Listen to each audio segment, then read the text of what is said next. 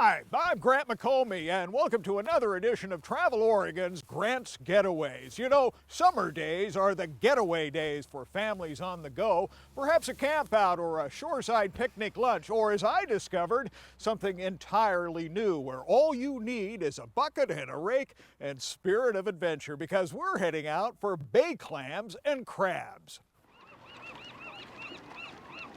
Along the Oregon coast, mornings are often met by folks in boots with shovels and rakes and buckets. They're not here to work, but to play, especially on a super low tide on Tillamook Bay, a place where clamming is king. Great boat-to destination. They call it a great staycation. You know, you stay close to home and something you can enjoy just for a day or for a weekend if you want. I've joined Trey Carscan for a day on the bay, where first order of business is to drop our rigs. Bait them up and we'll drop them in. The baited crab rings will soak while we continue to motor toward western edge of Tillamook Bay, a place that's shallow throughout, so Carscan advises play it safe.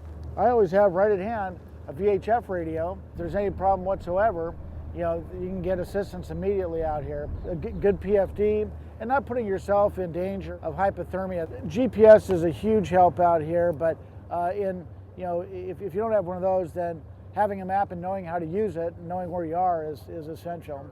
Come out here and relax and enjoy yourself. No need to go racing around the bay. Take it easy. That's not a problem on a day this nice, especially to try my hand at something new that's so easy anyone can do. Bert Hansen says bay clamming is especially suited to youngsters, like his grandson, Cole. This is the first time he's raked cockles. Bert shows us how it's done. Get that rake out in front. If you feel something, then hook them and bring it up. That's a beauty you got there. 6 species of bay clams are found in Oregon estuaries. 4 are most popular, called steamers, butters, and gapers, and these called cockles. You hit something there, didn't you? Yeah, look at that beauty. We never met a clam we didn't like. They're all good. There's 6 of them in Oregon here, and they're all good in their own ways and different ways to prepare them. I love this. You're allowed 20 cockles. Each clammer must dig his own and carry a container. A license is required for clammers 14 and older. Even the littlest ones will come down here and just have a ball. A little bit of mud, a whole lot of water, and there are lots of clams here. All of it really adds up to a lot of family fun. 1, 2, 3. Soon it's time to count our catch before it's back to the bay. Hey! Lots of crabs, but no keepers today. These Dungeness are mostly female, so back they go. Carscan says some days are that way, but he insists there are so many reasons to visit the Oregon coast. I mean, look at this. Gosh, we've got it all to ourselves. 300 miles of coastline that's all ours. Today's adventure doesn't end at the coast, but continues in the kitchen. And this is our getaway chowder. First, Hansen sautés a cup each of onion and bacon in butter. Stir them around, big guy. To that he adds 4 cups of potatoes and 4 cups of water, plus a cup of clam or oyster nectar. He boils it all for 15 minutes. This is the part where it always starts smelling good. Oh, that's so good. When potatoes are cooked, he adds a cup each of fresh fish like snapper, sole, or salmon, and then all of the clams. It smells so good. A generous amount of half and half is followed with a rolling boil. And then it's time to eat. And about that name, Getaway Chowder?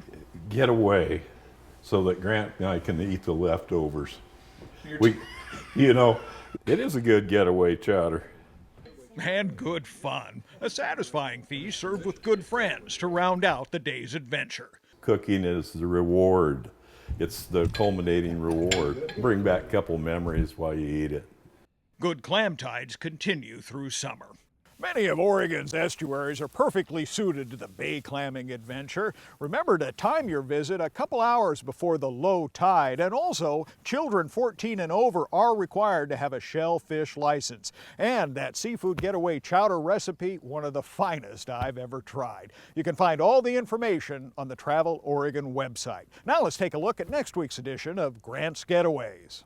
When summer strikes, I'm not one to let the grass grow under my feet. So next week, Grant's Getaways goes on the road to a Shangri-La of Oregon's southern coast. It's called Sunset Bay. You come into a lusher, greener area where the trees are mature, and then you drop down and off to your right is the bay. And it's not an area that gets crowded, so it's very easy, even on a busy day, to find a place and come and visit. Plus, the sort of place that puts a smile on your face, Shore Acres State Park. Folks come in the gate and they go, "What's that?" And then they step in and, you know, they're here for hours taking pictures and ooh and on. And like, we didn't even know this place was here. That's not all. I like the sound. There's a wildlife show at Cape Arago. It's 3 Oregon destinations where variety is the spice of life, and there's always something new to see.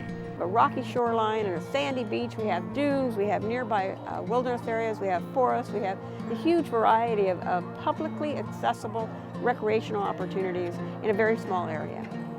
Distinct parklands that are easy to reach and offer great value because you get 3 great getaways for the price of 1 vacation. It's so easy to just get yourself lost in nature a little bit. Please come visit us and you'll see why. Don't miss it. Finally, consider making the bay clamming and crabbing experience part of your entry in a unique travel contest called the Oregon 150 Challenge. The grand prize is a dream vacation somewhere in the state. Check it out on the Travel Oregon website. So until next week, get out here and make your own outdoor adventures come true, and let Travel Oregon be your guide. For Travel Oregon, I'm Grant McComey.